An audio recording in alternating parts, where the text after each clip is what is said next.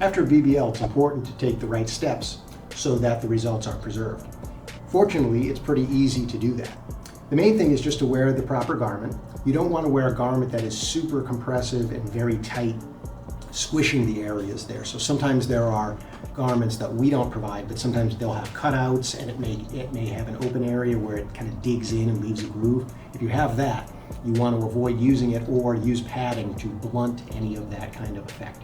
The main thing is to stay off it as much as you can. So you have to sit sometimes, like if you're on a flight or in the car and things like that. You can try to use some padding to prevent too much direct pressure, too much squishing of the fat grafted areas, which, and to be honest, you don't see people coming in generally with flattened areas from sitting, so most people, the majority of the time, take good care of it. So that's important. And it's important to not lay in one position when you start laying down. You can go side to side, or sometimes people do creative things with pillows or little donut rings to avoid too much direct pressure. I think that's most important for the first several weeks.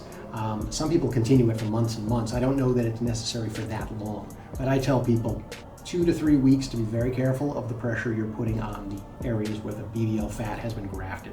And then after that, pretty much you're back to normal activities when you cross from that 3 to 6 week mark.